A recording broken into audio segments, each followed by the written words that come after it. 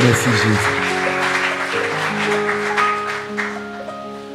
Nous sommes ce matin à notre culte de louange d'adoration et Dieu nous a fait grâce d'être en vie. Amen. Dieu nous a fait grâce d'être en vie. Je vous assure, beaucoup comme vous et moi ont espéré ou souhaité être en sa présence. Mais tous n'ont pas été ce matin. Parce que des événements et des circonstances, non pas de leur volonté, ont empêché de leur donner l'opportunité d'être en sa présence. On l'a vu dit, en sa présence, nous sommes renouvelés, nous sommes bénis, nous sommes guéris, nous sommes délivrés, nous sommes restaurés. Courir pendant 6 jours, pendant 7 jours, c'est dépenser beaucoup de force. C'est dépenser beaucoup d'énergie. C'est dépenser tout ce que nous avons pu réunir pour mener cette course. Il nous faut donc venir chaque dimanche en sa présence pour nous ressourcer. Ce matin donc, nous avons l'opportunité d'être en sa présence. Je vous rassure, nous ne sortirons pas d'ici comme nous sommes venus. Non. Parce que fatigués nous sommes venus, stressés nous sommes venus, déçus parfois nous sommes venus, malades même nous sommes venus, inquiets même nous sommes venus. Si nous voulons l'opportunité à chacun de nous d'expliquer sa préoccupation et son besoin ce matin, on n'aura même pas le temps de sortir d'ici. Alléluia. Mais parce que nous sommes devant le Saint des Saints, le Roi des Rois, le Dieu vivant, le Dieu puissant. Celui qui parle et puis les choses viennent à l'existence. Celui qui, lorsqu'il s'élève, on dit ses ennemis se dispersent. Parce que ce matin, il a donné instruction pour que les cieux se déploient. Donc la terre fait silence. Et ce qui a été prévu pour toi et moi, nous sera donné. Parce que l'ordre a été donné à l'atmosphère d'obéir à la voix du Maître. Et c'est ce qui me fait ce matin. Parce que le Maître a voulu que nous soyons en sa présence. C'est une grâce. Alléluia. La Bible dit qu'il a donné à l'homme dans son cœur d'avoir des projets. Mais c'est l'Éternel qui accomplit les desseins des projets qu'il a validés. Nous avons prévu nous rencontrer ce dimanche. L'Éternel a décidé que le pays soit en paix, que l'atmosphère soit propice, que les circonstances concourent à notre faveur pour que toi et moi nous soyons présents. Acclame ton Dieu, s'il te plaît. Yes. Alléluia. Alléluia. Je disais que c'est une grâce particulière parce que pour une jeune assemblée comme nous, recevoir en si peu de temps des éminents serviteurs de Dieu. Il y en a qui nous visitent, il y en a qui ont été invités pour pouvoir intervenir, il y en a qui sont venus nous saluer, mais nous allons profiter de leur séjour à Dakar pour les inviter à venir nous nourrir. Alléluia. Et dimanche passé, nous avons été bénis. Ce dimanche encore, nous sommes bénis. Et le dimanche qui vient encore, non, on est bénis. Yes. Il dit, je m'appelle, je suis. Donc on est bénis. Alléluia. Oh, je veux que tu me comprennes ce matin. Oh, ton amen n'est pas fort. Ton amen n'est pas fort. Ton amen n'est pas fort. Dieu est là ce matin. Emmanuel est là ce matin. Est-ce que tu peux l'acclamer ce matin? Est-ce que tu peux l'acclamer ce matin? Est-ce que tu peux l'acclamer ce matin? Est-ce que tu peux l'acclamer ce matin? Est-ce que tu peux l'acclamer ce matin? Comme Jésus. C'est ça? Merci beaucoup. Le pasteur Serge et son épouse sont également partenaires avec la porte ouverte de... C'est Moule House? Mulhouse? Mulhouse. Ok. J'ai pas un mot anglais. Ouais, parce qu'ici en anglais, vraiment, c'est pas facile pour moi. Alléluia. D'accord. Et ils sont amis à notre père, le patriarche, l'apôtre Germain Ndeke. Alléluia. Ce matin, donc, voici présenté le canal que Dieu s'est choisi pour nous faire du bien ce matin. Sur vos ovations, recevons le serviteur de Dieu, le pasteur Serge.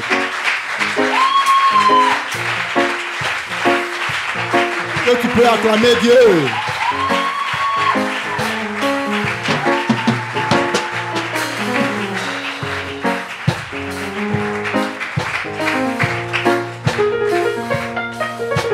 Merci, pasteur Aimé. Il est un des rares, et je le souligne, à avoir bien prononcé notre nom. Amen. Merci à vous pour l'accueil. Merci, pasteur Aimé. Vraiment, que Dieu te bénisse richement. Merci à vous. Vous pouvez prendre place, je suis pas debout. Alors, merci pour cette présentation très élogieuse que je ne sais pas si je mérite ou on mérite, mais nous sommes vraiment des serviteurs. On est là pour vous servir. Donc, c'est une grâce de venir au Sénégal. Ça fait plusieurs années que nous venons. Nous travaillons avec justement la mission Porte Ouverte qui se trouve dans le sud, hein, donc pas tout à fait le sud, mais à moitié, côté de Sali, donc Sandiara. Il y a peut-être certains ont entendu parler de la ferme Beersheba, quelques-uns connaissent. Toi, oui, et d'autres, voilà. Eh bien, nous sommes là-bas, nous sommes investis, nous avons donc en dehors du fait que je suis pasteur et président d'une union d'église, nous avons une fondation qui s'appelle Un cœur et des mains, où nous servons depuis maintenant une dizaine d'années pour aider justement les églises, pour aider notamment la ferme Beersheba et également Madagascar avec nos amis Georges et le pasteur Georges qui était là dimanche dernier avec son épouse Christine, qui sont des amis de 30 ans. Voilà, c'est juste génial de se retrouver là. On a fait plusieurs voyages missionnaires avec eux. Et on les a vus, on a passé 2 jours merveilleux avec eux ces derniers jours. C'était un temps béni pour nous. Moi, je voudrais d'abord vous bénir parce que ce matin, pendant la louange, j'ai vu la gloire de Dieu. J'ai vu la gloire de Dieu dans vos gestes, dans vos yeux, dans vos chants. Parce que quand vous louez Dieu, c'est de tout votre cœur. Est-ce qu'on pourrait se lever ensemble? Est-ce que tu peux me donner un do? On va prendre le chant gloire à l'agneau. Alléluia.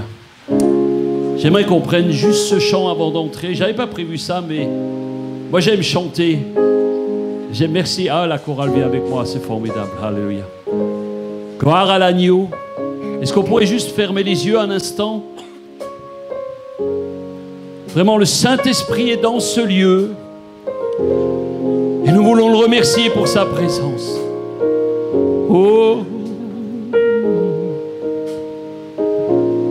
Alléluia. Gloire, gloire, gloire à l'agneau. Gloire,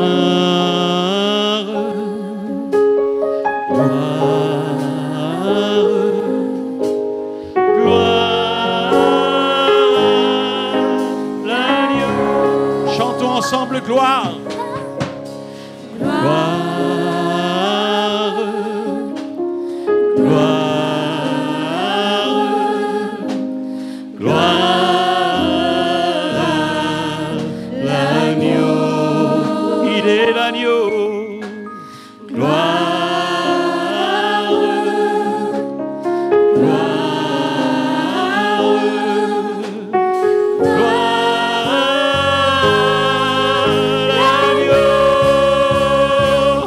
Car il est glorieux.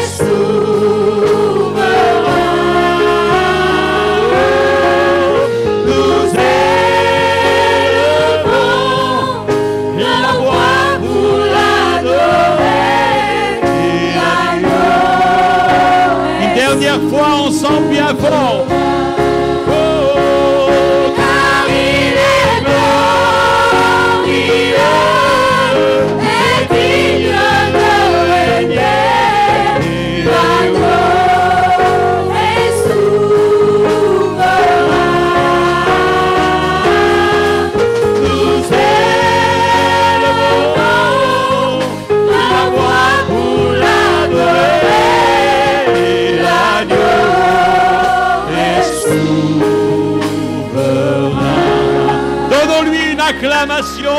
Il est digne d'être loué. Il est l'agneau de Dieu. Alléluia. Alléluia. Oh, merci Seigneur pour ta présence. Merci pour ta fidélité. Merci pour ton amour. Touche cette église. Bénis ce pays au nom de Jésus. Nous déclarons la puissance de ton nom au milieu de nous ce matin. Ton onction sur nous. Ton onction sur nous. Alléluia. Glorifie ton nom. Glorifie ton nom. Car il est souverain. Oh, l'agneau est souverain.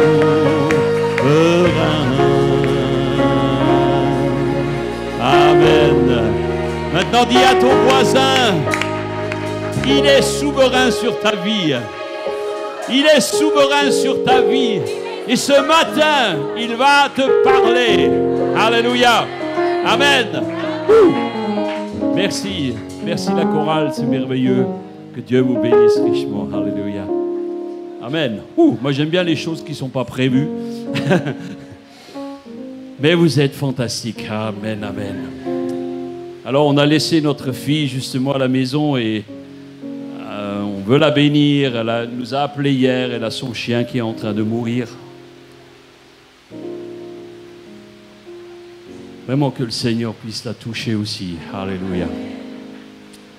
Alors, on est très heureux d'être là et très sincèrement, j'ai demandé au Seigneur, qu'est-ce que je peux apporter à ce peuple? Vous savez, c'est toujours très difficile lorsque... J'ai vu, je vais prendre, merci. Mais vous êtes formidables, hein. Je vois, c'est... Waouh! Vous prenez soin des gens, c'est juste extraordinaire. Amen. Merci, ma sœur. Oui, parce que moi, je transpire. Bon. Donc, je me suis posé cette question. Qu'est-ce que je vais pouvoir apporter à ce peuple? Vous savez, c'est difficile quand vous venez dans une église, quand vous venez dans un pays. Donc là, on connaît quand même un petit peu la culture, puisque ça fait plusieurs années qu'on vient. Mais quand on ne connaît pas une église, on a prêché plusieurs fois en brousse. Et c'est pas tout à fait la même chose, hein. Vous savez, il n'y a pas d'électricité. Il faut parler avec une voix bien forte, parce que tu n'as pas de micro. La louange, c'est avec les djembés. C'est beau aussi, hein. C'est différent. C'est différent. Mais de la présence de Dieu.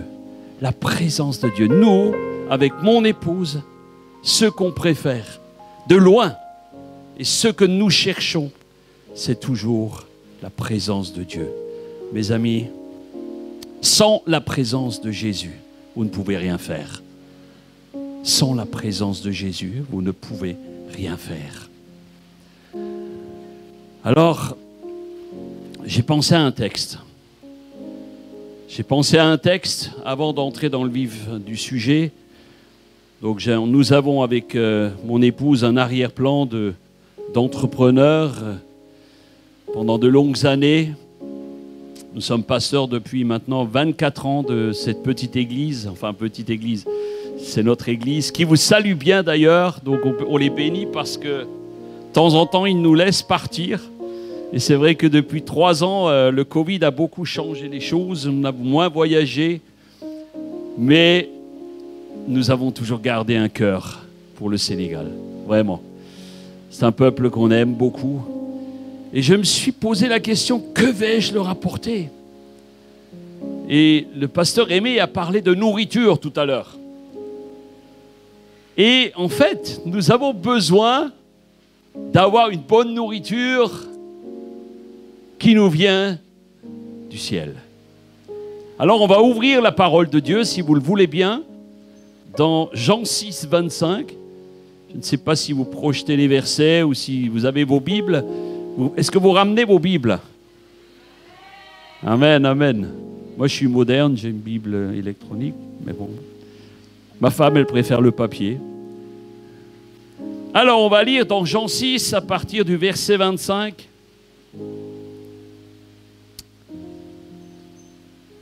On se retrouve avec Jésus. Et là, il est dit, les gens trouvent Jésus de l'autre côté du lac. Et là, il lui demande, Maître, quand est-ce que tu es arrivé ici? Et Jésus leur répond, oui, je vous le dis, c'est la vérité. Vous me cherchez seulement parce que vous avez mangé autant de pain que vous avez voulu. Mais vous ne me cherchez pas parce que vous avez vu des signes étonnants. Verset 27. Ne travaillez pas pour la nourriture qui s'abîme, mais travaillez pour la nourriture qui dure toujours. Cette nourriture, le Fils de l'homme vous la donnera. En effet, le Père, qui est Dieu lui-même, a donné son pouvoir au Fils. Les gens demandent à Jésus, qu'est-ce que nous devons faire pour accomplir les actions que Dieu veut? Qu'est-ce que nous devons faire pour accomplir les actions que Dieu veut? Est-ce que tu t'es posé cette question? Qu'est-ce que je dois accomplir que Dieu veut pour moi? Est-ce que vous vous êtes posé cette question? Nous sommes ici, on arrête la lecture là pour le moment. Nous sommes ici dans un temps particulier. C'est après le sermon sur la montagne, c'est après la multiplication des pains, où il y avait des milliers de personnes qui étaient là, qui ont été nourries par le pain, notamment le pain du miracle. Et la foule a cherché Jésus. Il le suivait partout où il allait. Et cette foule cherche Jésus. Pourquoi? Pourquoi le cherche-t-elle? Alors, ils voulaient le voir. Après avoir déjà mangé pas mal, leur objectif était peut-être de manger encore davantage. Ils avaient peut-être encore faim. Mais de quoi avaient-ils faim? De quoi avaient-ils faim? Vous savez, le problème de notre génération, le problème de notre génération, c'est le manque de faim et de soif de Dieu. Le manque de faim, de soif de Dieu, de faim et de soif de Dieu est ce qui fait périmer les âmes. Jésus les a nourris avec du pain naturel. Ils sont venus rechercher naturel. Peut-être c'était du bon pain. Est-ce que vous avez des... Il y a des bons boulangers au Sénégal? Le pain est le meilleur? Oui, je vois. Oui. Eh bien ici, Jésus a sans doute produit un pain extraordinaire qui était très beau. Ils ont suivi parce qu'à nouveau, ils voulaient du pain. Jésus leur dit, vous me suivez parce que peut-être vous avez encore faim. Vous ne voulez pas voir les miracles. Vous savez une chose, Jésus, il ne les a pas gavés de pain. Ils sont venus, ils ont entendu la parole et Jésus a dit maintenant, parce que vous avez reçu le pain du ciel, je vais aussi vous donner le pain qui te nourrit. Et c'est ce qu'il fera. La foule vient à lui, même si déjà assez mangé. Et là, ils vont le trouver. Et Jésus leur répond cette phrase étonnante. Il leur dit, mais vous ne me cherchez pas parce que vous avez vu des signes étonnants. Combien aujourd'hui ne cherchent pas Jésus pour les miracles ou les signes étonnants? Combien cherchent Jésus juste parce que il est capable de leur donner autre chose? Il cherche essentiellement le manger et le boire. Mais que dira-t-il? Que dira-t-il? Regardez ce qu'il leur répond. Au verset 27, il leur dit, ne travaillez pas pour la nourriture qui s'abîme. Ne travaillez pas pour la nourriture qui s'abîme. autrement dit uniquement. Parce que si tu ne manges pas,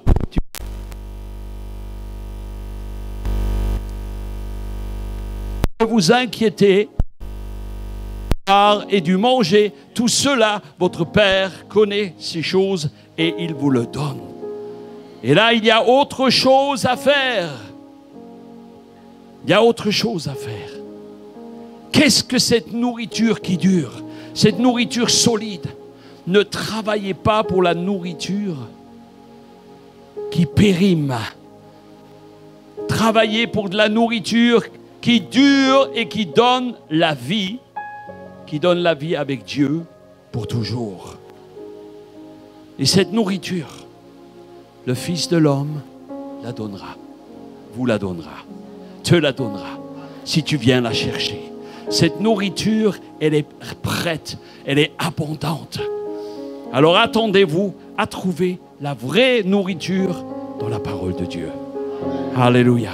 La vraie nourriture, vous la trouverez dans la parole de Dieu. Si vous ne prenez pas soin de vous nourrir, si vous ne prenez pas soin de lire la parole de Dieu régulièrement, si vous ne vous instruisez pas, si vous ne méditez pas la parole, si vous négligez de venir à l'église, vous allez dessécher et vous aurez toujours faim. Si vous ne venez pas régulièrement vous nourrir de sa parole, de la communion fraternelle, louer ensemble, danser ensemble, chercher la présence de Dieu ensemble, vous allez devenir affamés, vous risquez de devenir rachitique, tout maigre. Ça, c'est pour ceux qui veulent maigrir. Mais ce n'est pas une bonne idée. La bonne idée, c'est de se nourrir pour devenir fort. On a chanté ce matin, il est puissant et il est ici. Alléluia.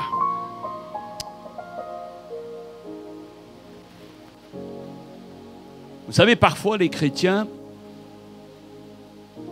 sont curieux. Ah, me dit Ahmed, on n'est pas nourri dans cette église. Oh, il faut qu'on se nourrisse. Le pasteur ne me donne pas assez de nourriture. Vous avez entendu ça? Sûrement. Oui. Je croyais que c'était que chez nous. Alors ça arrive que les chrétiens disent « Ah, on n'est pas assez nourris. » Mais, regardez une chose. Est-ce qu'il y a des mamans parmi nous? Oui, pas beaucoup, hein, mais quand même. Bref. Vous avez tous été des bébés. Hein. Donc, quand vous étiez des bébés, donc là, est-ce que tout le monde a été un bébé? Ok, ça me rassure parce que là, je me suis dit, je suis sur une autre planète.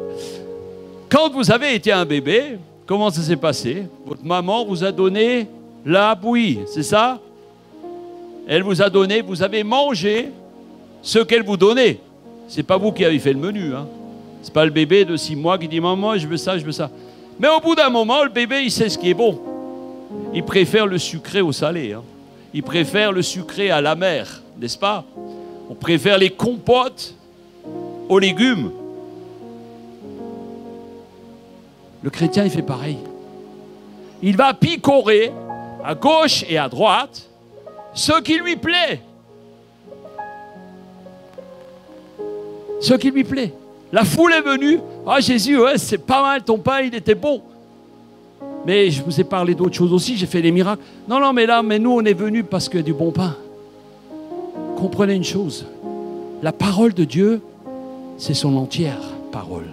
C'est pas juste je prends ce que je veux, je prends ce que j'ai envie de prendre. La parole de Dieu, elle est active, elle agit lorsque tu la prends en entier. Alléluia. Amen. Ça, c'est la bonne nourriture. Mes amis, considérez Jésus et la foule. Quelle est la motivation? Moi, j'aimerais vous dire que la nourriture d'ici-bas, c'est le titre de mon message, la nourriture d'ici-bas ne suffira pas pour en haut. La nourriture d'ici-bas te suffira pour ici-bas. Alors, qui est-ce qui croit à la vie éternelle ici? Ok? Pratiquement tout le monde. Amen. J'espère. Ceux qui croient. Est-ce qu'il y a des gens qui sont là pour l'une des premières fois ici? Oh, bienvenue, bonjour, bonjour. 2 personnes, 3, waouh, alléluia. Est-ce que tu crois à la vie éternelle?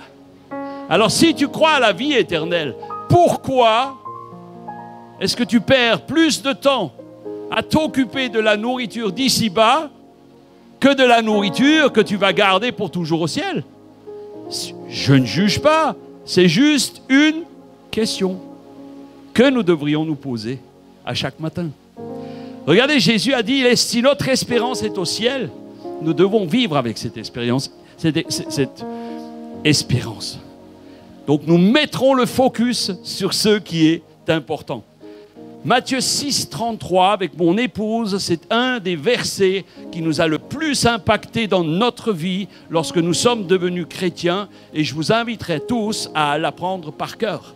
Matthieu 6, 33, cherchez premièrement le royaume de Dieu et sa justice, et tout le reste vous sera donné par-dessus.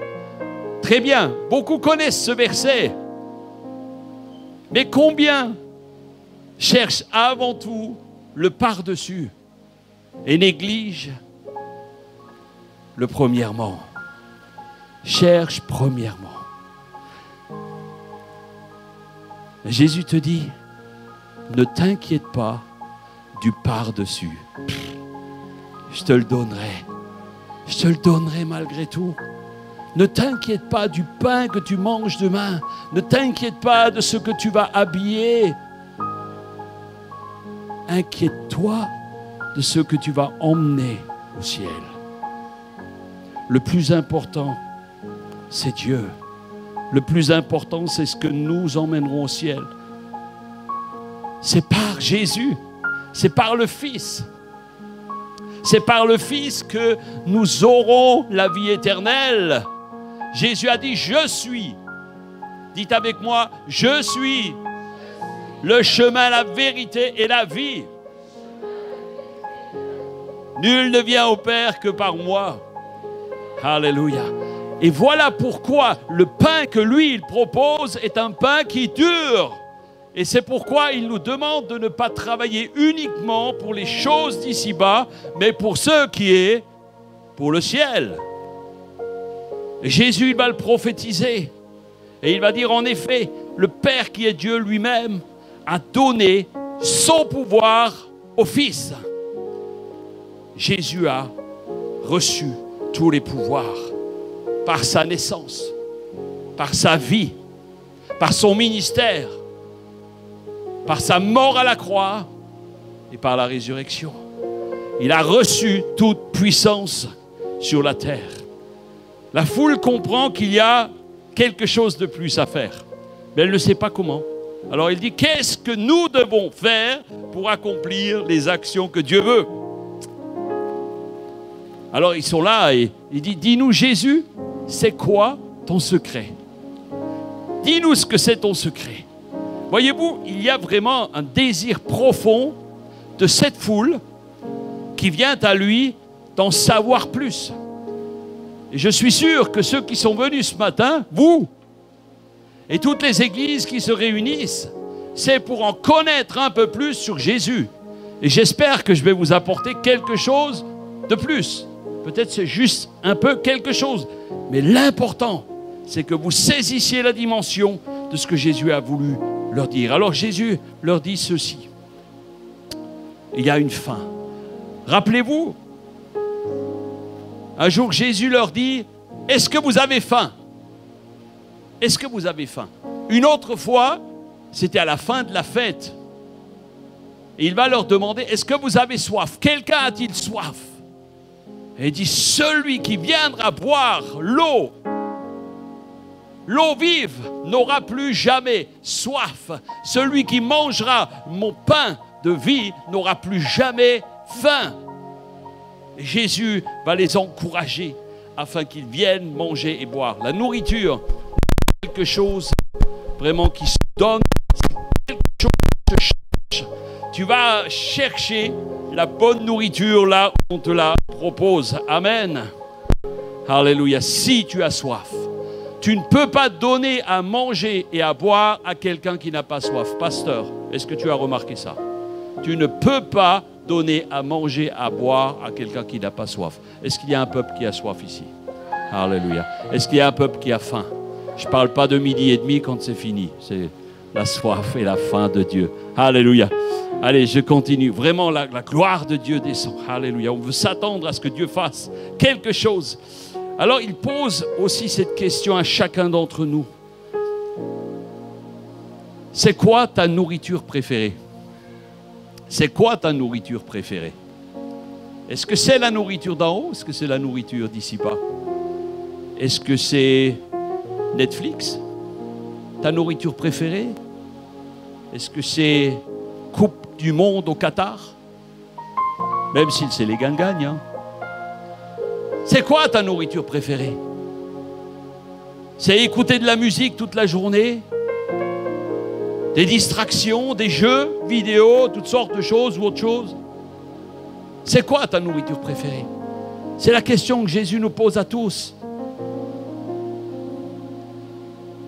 Alors pour le savoir, c'est quoi notre nourriture préférée? Vous pouvez faire un petit test. Un petit test.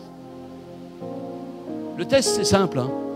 Combien de temps passes-tu en prière? Combien de temps passes-tu à lire la parole de Dieu? Combien de temps passes-tu avec tes frères et sœurs à échanger? Combien de temps passes-tu à servir dans l'église? Combien de temps passes-tu à louer, à adorer Dieu? Je ne vous demande pas de me répondre, mais simplement de vous poser la question. Vous savez, l'Ancien Testament, quand nous étions jeunes convertis, j'étais très fan des proverbes. Je lisais toujours les proverbes de la Bible. Et pendant 2 ans, je lisais chaque jour un proverbe. 31 par mois. Donc tous les mois, 31 jours, je lisais chaque jour un proverbe. Et je recommençais. Pendant 2 ans, je fais ça. J'ai lu tous les proverbes 2 ans, 31, et puis plus souvent maintenant, parce que voilà. Et dans l'Ancien Testament, il est question de dîme. Il est question de donner la dîme. Alors on parle de dîme, c'est l'argent. Souvent on dit oui, je donne la dîme, c'est l'argent. Et un jour, Dieu m'a vraiment interpellé. Il m'a interpellé sur une chose précise. Il m'a dit, oui, c'est bien de donner ton argent. Mais tout ce que je t'ai donné, c'est quoi? C'est tes talents, c'est le temps que tu as. Vous savez, les jours sont comptés. Hein. En moyenne, aujourd'hui, l'espérance de vie d'un homme, c'est 80 ans. Si tu le ramènes en jours, ça fait 30 000 jours, à peu près. C'est pas tellement que ça. Hein. 30 000 jours, ça va vite. Hein. Le décompte commence dès que tu viens au monde. Est-ce que tu donnes aussi la dîme de ton temps à Dieu? C'est ce qu'il m'a posé comme question. Est-ce que tu donnes la dîme de ton temps en prière, en louange? Est-ce que tu donnes la dîme de ton temps pour ton église, pour évangéliser, pour parler de Dieu autour de toi? Est-ce que tu le fais? Moi, quand Dieu m'a parlé là-dessus, ça a été un choc pour moi. Et c'est vrai. C'est le pain du ciel que tu ramasses lorsque tu fais cela. Ce que Dieu regarde, c'est pas seulement ton portefeuille. C'est pas seulement combien tu donnes. Ce que Dieu regarde, c'est comment tu vas honorer celui qui t'a créé, celui qui t'a donné l'argent, celui qui t'a donné la vie, qui t'a donné ton temps. Comment tu honores ton pasteur, comment tu honores l'église, combien tu honores Dieu, comment tu respectes tes parents. Dieu nous teste. Dieu nous teste. Beaucoup aspirent à vivre de grandes choses, oui. Je veux voir des miracles, je veux vivre ça, je vais prêcher à des foules. Mais es-tu seulement fidèle dans les petites choses? Fidèle dans les petites choses. C'est un test. Dieu nous teste, mes amis, que vous le croyez ou non. Le Seigneur, quand il te confie une responsabilité, il regarde comment tu le fais. Peut-être tu es à l'accueil ici. Peut-être le pasteur va te dire, il faut que tu sois là à telle heure. Si tu es fidèle dans les petites choses, Dieu te confiera des grandes choses. Le pain du ciel te nourrira, oui, mais en compensation, l'énergie que Dieu te donne, la force que Dieu te donne, tu la mettras au service de son royaume. Amen. C'est pour ça que nous servons Dieu, parce que Dieu nous nourrit. Alléluia. Qu'est-ce que nous devons faire pour accomplir les actions que Dieu veut? Jésus va leur donner une réponse étonnante. Au verset 29, il va leur dire, voici l'action que Dieu veut.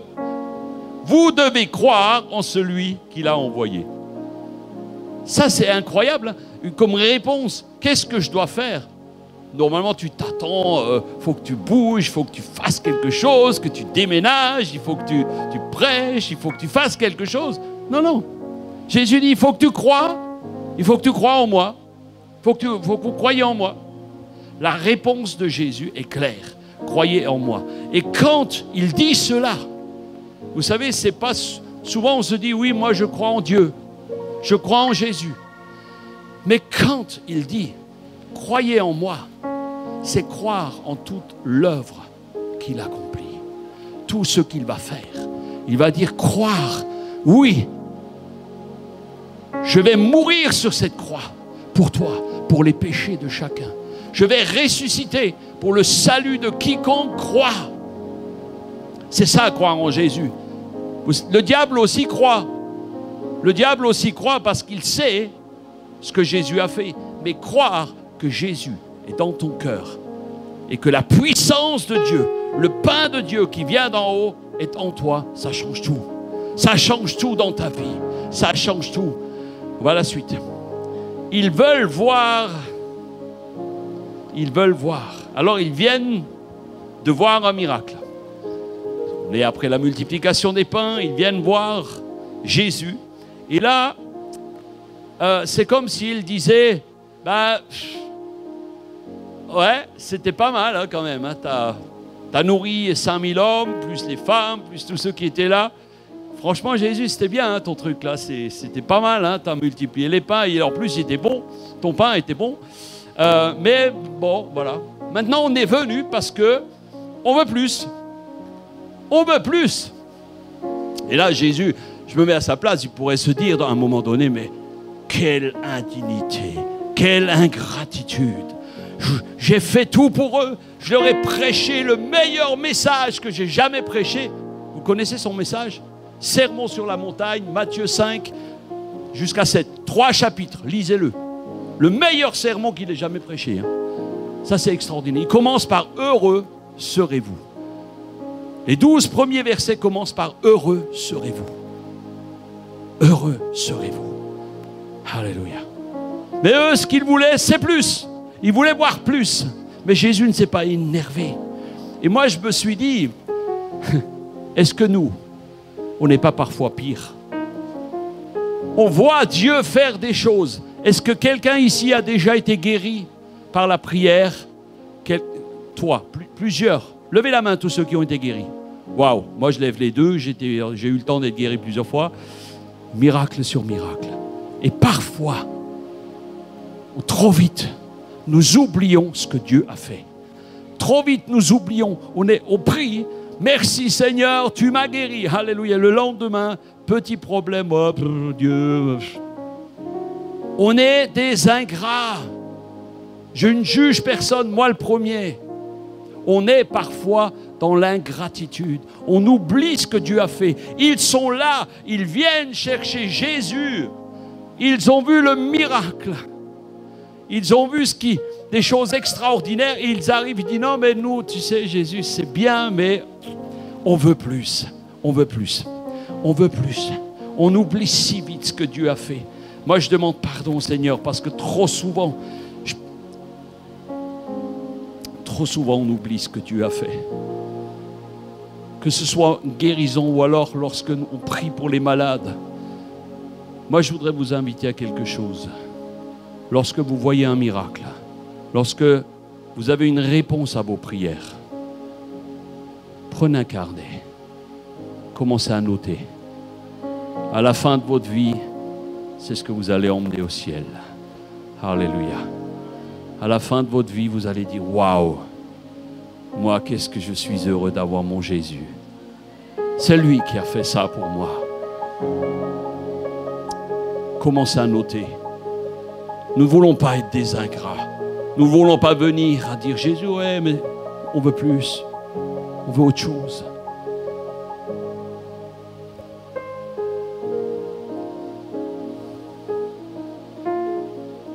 Cette foule a été rassasiée de tout, de pain, de poisson, de nourriture spirituelle.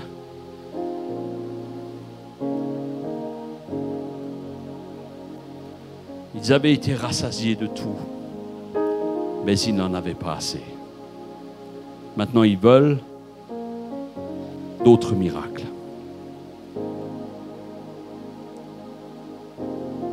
Et Jésus ne va pas se laisser déstabiliser. On va lire la suite de Matthieu 6. Et là, Jésus... Moi, j'aime les réponses de Jésus. Souvent, il répond par des questions ou alors il amène quelque chose d'extraordinaire.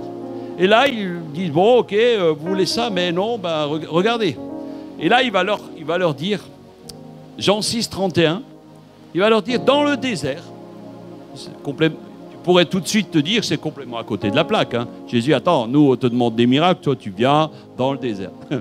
Regardez ce qu'il leur dit. Dans le désert, nos ancêtres ont mangé la manne. On lit dans le livre saint, Dieu leur a donné à manger le pain qui vient du ciel. Il y a deux qui suivent. Alléluia. Jean, j'ai dit Matthieu. Ah, pardon. Non, Matthieu, c'est le sermon sur la montagne. D'accord. Pardon.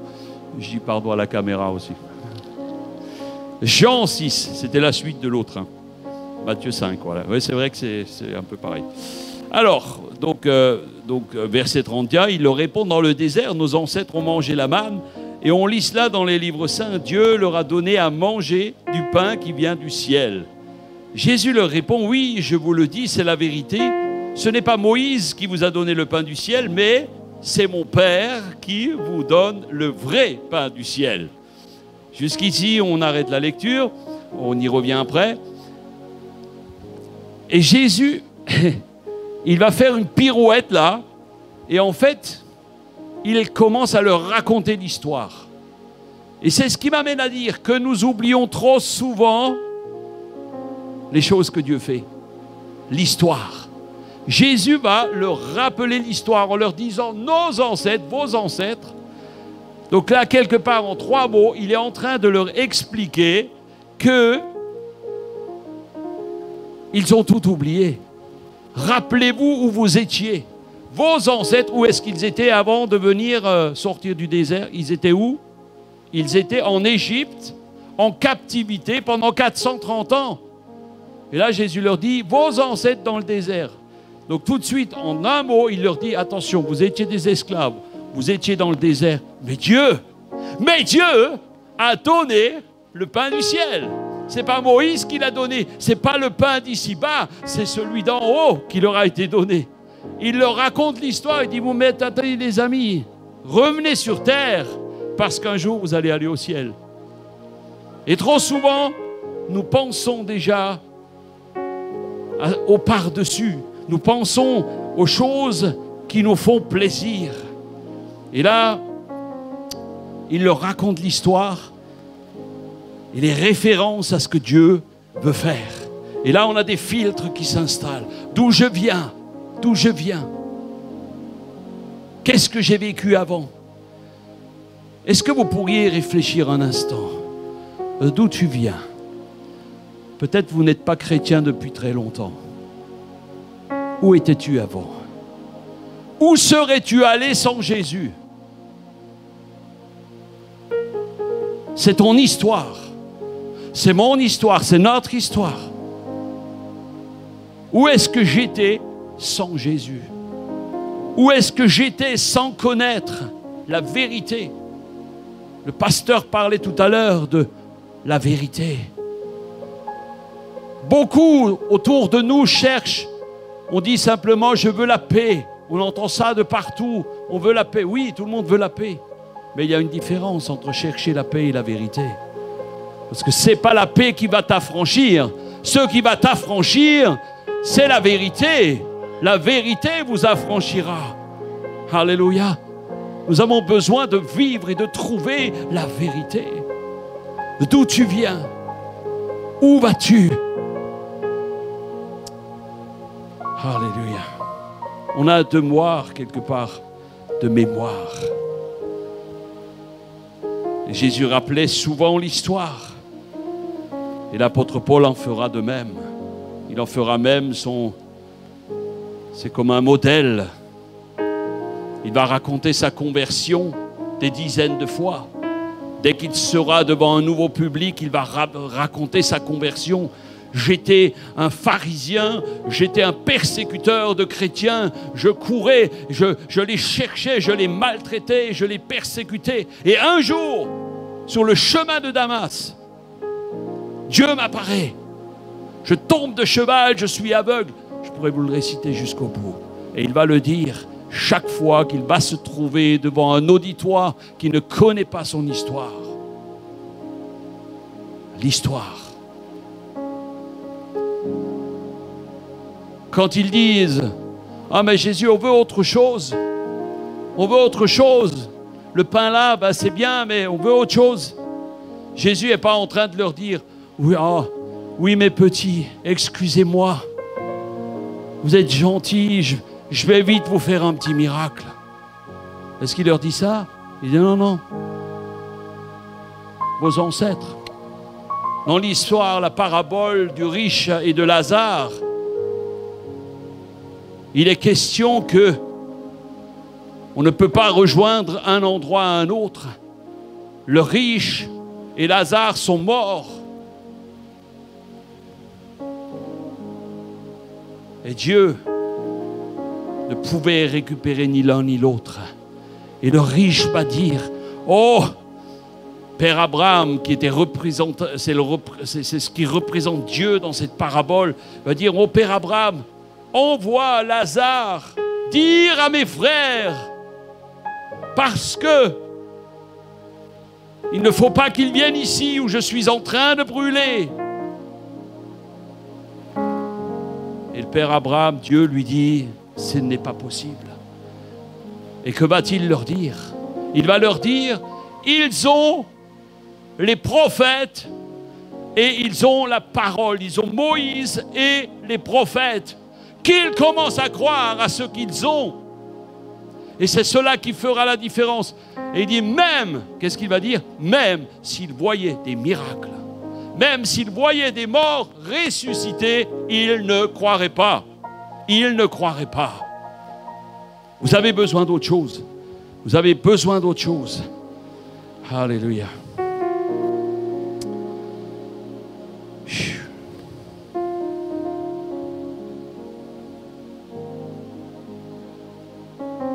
Le pain dont nous avons besoin,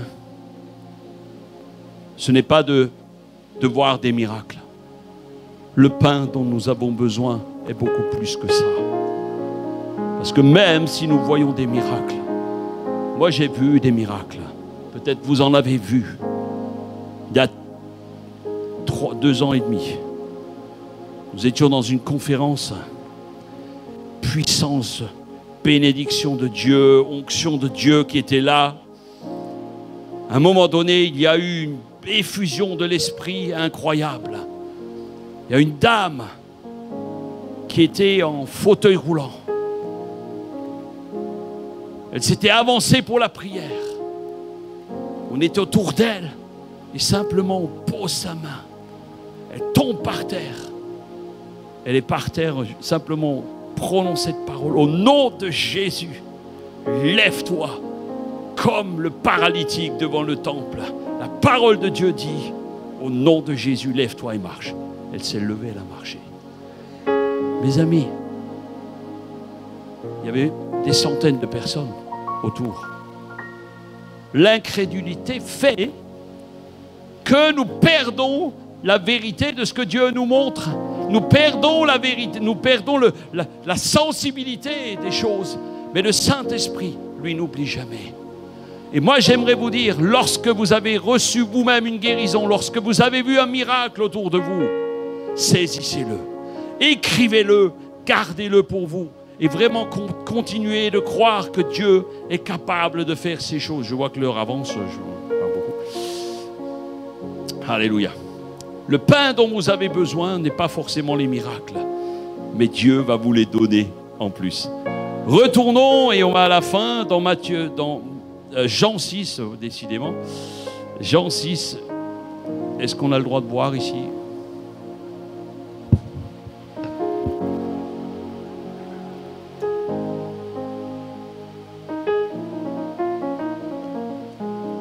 Alléluia.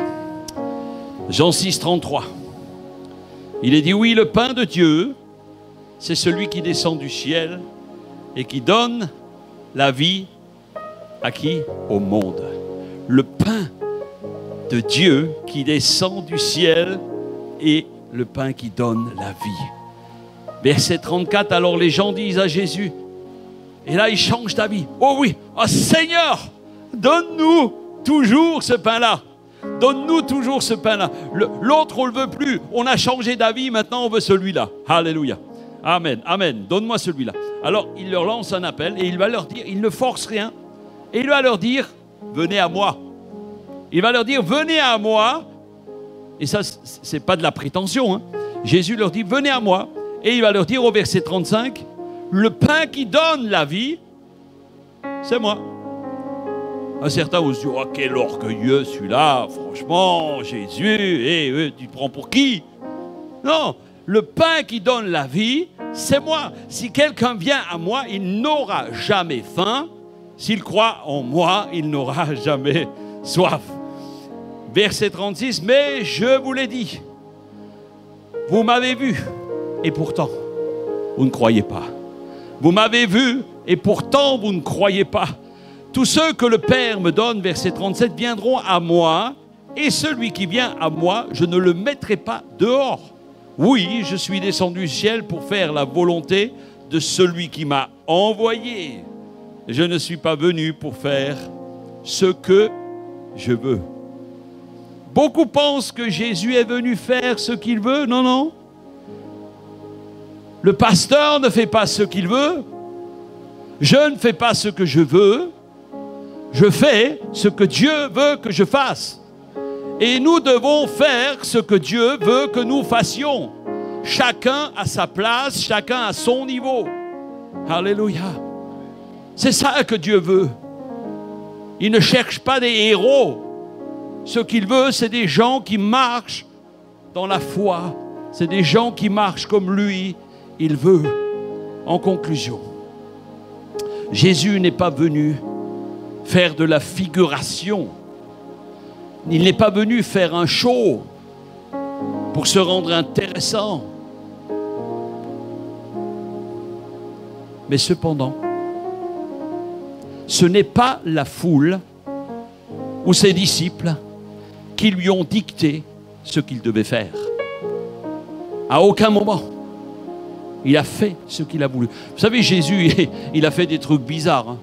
Ceux qui connaissent un petit peu les évangiles, il a fait des trucs bizarres.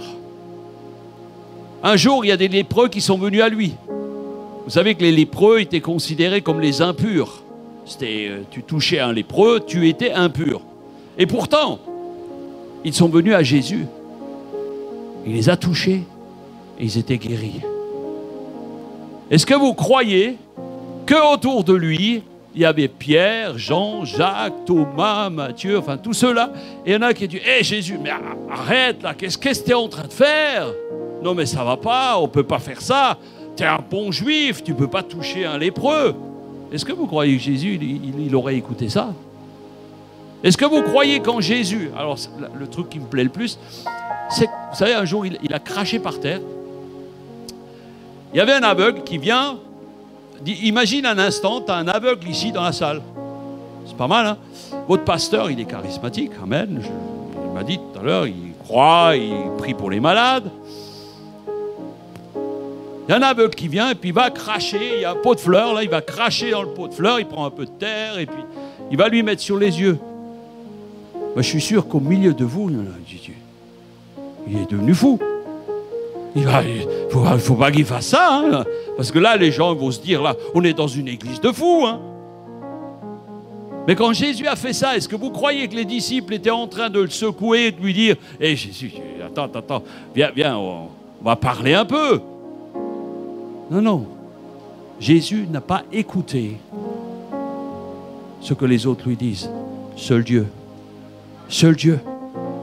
Lui, il se nourrissait du pain d'en haut, le seul pain qui était véritable, qui était vérité. Et il faisait ce que l'Esprit lui disait de faire. Alléluia. Est-ce que tu veux vivre ça? Est-ce que tu veux vivre ça? Il n'est pas venu faire ce qu'il voulait, parce que lui est le pain de vie. Et sans ce pain de vie, tu ne peux rien faire. Oui, tout le monde veut des signes et des prodiges, moi le premier. On va prier tout à l'heure, on va avoir juste un temps de ministère, si on a encore le temps, pasteur, tu me dis. On va prier pour ceux qui le désirent tout à l'heure. Mais est-ce que tu es prêt, aujourd'hui, à mettre un genou à terre? À dire, Seigneur, je vais m'engager à prier pour mon frère, ma sœur, pendant un temps, jusqu'à ce que toi, tu le guérisses. Est-ce que tu es prêt à payer le prix? Est-ce que tu es prêt à payer le prix? À dire, oui, le pain du ciel, je le veux. Mais il y a un prix. Il faut le chercher. Il faut le chercher. Il faut venir à Jésus. Et Jésus te donne le pain d'en haut. Alléluia.